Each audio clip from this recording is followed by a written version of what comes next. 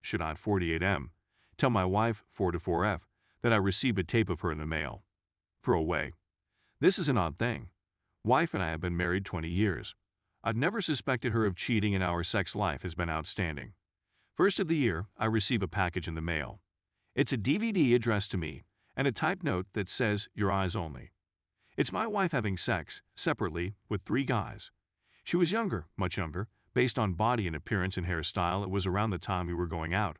Either before, during, or after we were engaged. She grew her hair longer for the wedding and kept it that way. At first, I've no idea who sent it to me other than one of those 3 guys in the DVD, none of which I know. I'm assuming it's one of my wife's ex. Second, I've no idea why they sent it. Are they trying to say she was screwing around on me? The tape isn't time-stamped, so I don't have a frame of reference. She kept her hair short for years until we were engaged, so it could have been during a block of time, certainly before we dated. And also, what are they trying to achieve if this was taken before we dated? I know my wife had other partners. Hell, I had 3 times the partners she did before we married, but that was 20 years ago. I think we're past that. But apparently this person or persons isn't. The whole thing is strange. I'm not sure what's going on. I haven't told my wife. I'm not sure how she would take it. She's very sexual and adventurous, but don't think she'd like the idea of her past catching up to her. But I don't think I'll get to the bottom of this unless I tell her. Edit. Update. I'm overwhelmed by the responses. Thank you for your interest. I did speak to my wife yesterday afternoon. Some mentioned letting her watch it in private, and I gave her that option. She did, and we talked at length. Some of it is a bit clearer now.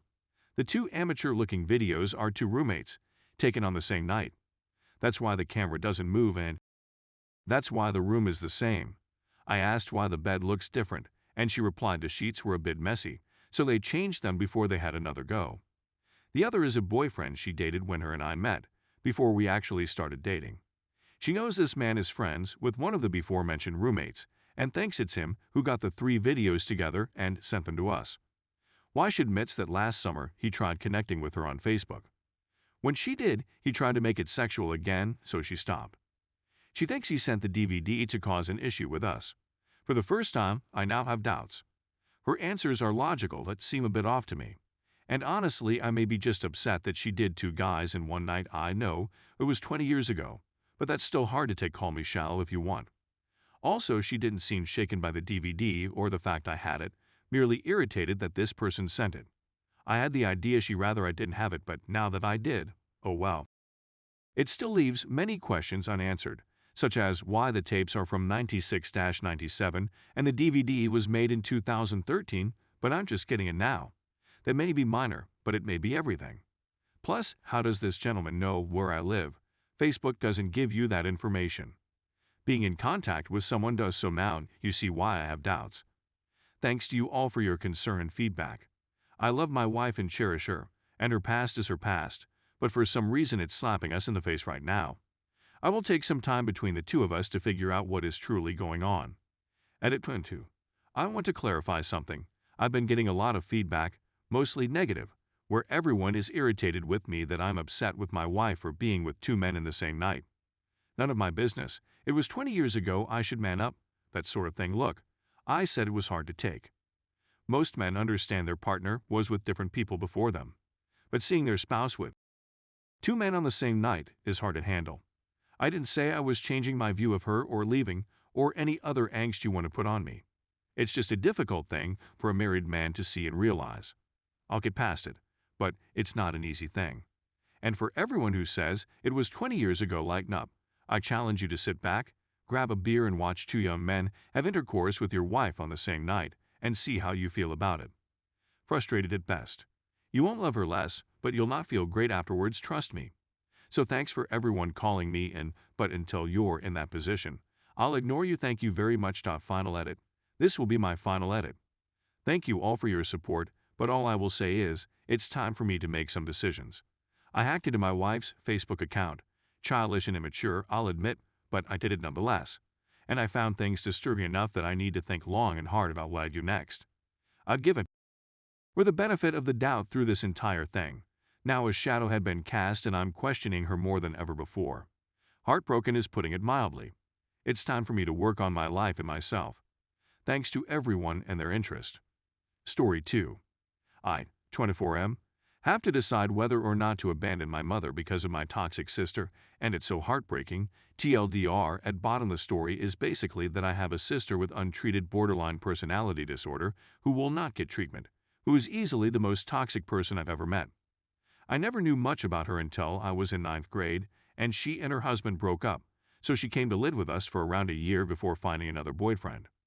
That year was easily the worst year of my life, with non-stop fighting between my mom, who I now support and who lives with me, and my sister. The police were called tens to hundreds of times that year because we were genuinely scared that she would kill someone due to her rages. In 2014, my mom and I moved to another state to get away from my sister, and my mom let my sister live in the house I grew up in.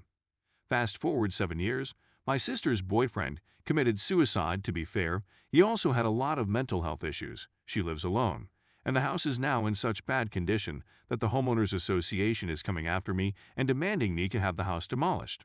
I was in college up until last year, so I really couldn't help with maintenance at all, or I would have. I am not legally the owner as I never had the house transferred to my name, but it would go to me if it went through probate.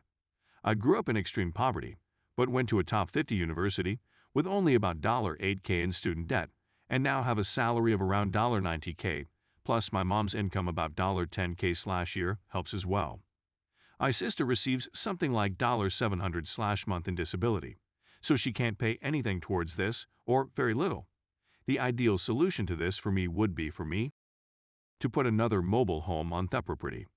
However, the HOA will only accept ones with shingled roofs and vinyl/wood siding Akanur ones, which costs a lot more. Mobile home movers are also backed up, so even if I find an existing one at a cheaper price, there's no guarantee that I can actually have it moved.